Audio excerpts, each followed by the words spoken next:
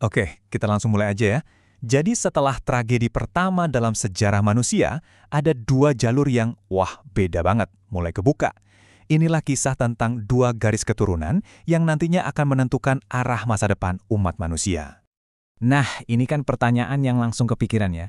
Satu saudara meninggal, satu lagi diasingkan, kayaknya masa depan keluarga pertama ini suram banget. Tapi, seperti yang akan kita lihat, ceritanya ternyata nggak sesimpel itu. Oke, kita mulai dari Kain dulu. Setelah diusir, dia bukannya cuma keluyuran tanpa arah loh. Justru sebaliknya, dia mulai membangun. Dia secara aktif membentuk sebuah dunia baru untuk dirinya dan juga untuk keturunannya. Dan coba tebak, apa hal pertama yang tercatat dia lakukan setelah pengasingannya? Bukan penyesalan, tapi sebuah tindakan peradaban. Dia membangun sebuah kota, pusat komunitas, dan menamainya untuk mengabadikan nama anaknya. Ini adalah awal dari sebuah dinasti. Nah, sekarang ayo kita lihat gimana garis keturunan Kain ini berkembang dengan luar biasa. Keturunannya itu nggak cuma bertahan hidup, mereka berinovasi, mereka menciptakan, dan mereka meletakkan fondasi bagi masyarakat yang kita kenal sekarang. Kita lihat di sini ada 6 generasi dari Kain sampai Lameh.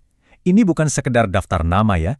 Ini bukti kalau mereka berhasil membentuk klan yang kuat dan mapan. Sebuah garis keturunan yang terus berkembang dan meninggalkan jejaknya di dunia. Nah, yang benar-benar keren dari sini adalah ledakan inovasi yang datang dari anak-anak Lamek. Ada Yabal, dia yang memulai gaya hidup berternak. Lalu ada Yubal, nah dari dialah lahir musik dan seni.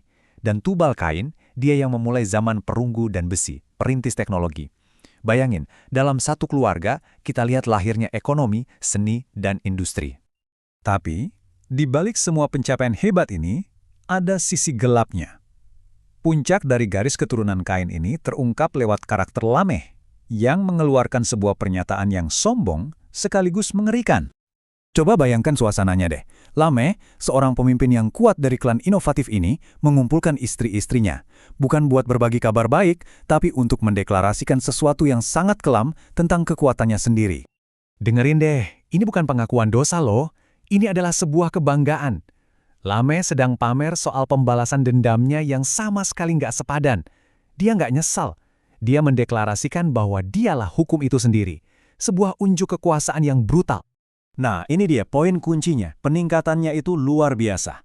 Ingat kan, Tuhan memberikan perlindungan pada Kain dan bilang kalau pembalasan atasnya akan jadi 7 kali lipat.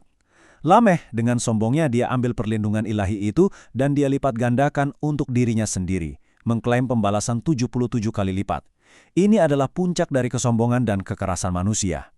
Tepat ketika garis keturunan Kain lagi di puncak-puncaknya kesombongan dan kekerasan, tiba-tiba ceritanya belok arah. Narasi ini memperkenalkan secercah harapan baru, sebuah awal yang sangat berbeda. Kita udah lihat kan apa aja yang dibangun sama keturunan Kain? Kota, budaya, teknologi, dan warisan balas dendam. Lalu gimana dengan keturunan Set? Apa yang akan jadi warisan mereka? Apa yang akan mereka tawarkan pada dunia? Kelahiran Set ini punya arti yang dalam banget. Namanya sendiri berarti ditetapkan atau pengganti. Dia secara eksplisit dilihat sebagai pengganti Habel yang saleh.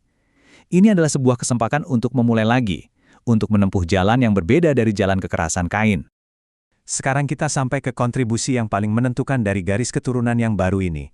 Warisan mereka bukanlah sesuatu yang dibangun dengan tangan, tapi sesuatu yang jauh lebih fundamental. Jadi, garis keturunan ini terus berjalan, tapi suasananya beda. Lebih tenang, nggak ada penyebutan kota-kota besar, nggak ada penemuan yang dipamerkan. Hanya sebuah keluarga yang bertumbuh yang mempersiapkan panggung untuk momen puncak dari narasi ini. Dan inilah dia puncaknya. Inilah kontribusi terbesar dari garis keturunan Set. Sementara keturunan Kain sibuk membangun peradaban duniawi, keturunan Set memulai sesuatu yang sangat berbeda. Penyembahan kepada Tuhan secara terbuka. Warisan mereka bukanlah perunggu dan besi, melainkan hubungan dengan Tuhan. Ini benar-benar kontras yang luar biasa antara kedua jalan itu. Jadi di hadapan kita ada dua pilihan. Jalan Kain yang penuh dengan pencapaian manusia, inovasi, seni, tapi juga diwarnai dengan kesombongan dan kekerasan.